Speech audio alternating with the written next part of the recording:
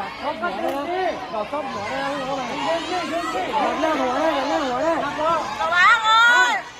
นี่บอกมันดักหน้าหัวได้นี่มันพุ่งมาดักขาหน้าหัวได้บอกลอยดีดักขาหน้าหัวมั่นใจพี่เมย์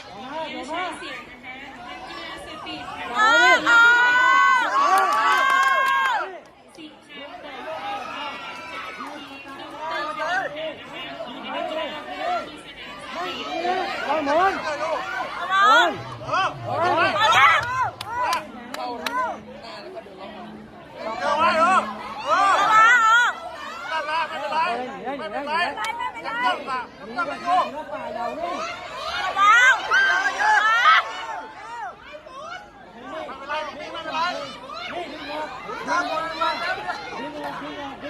อย่าหมุนนะ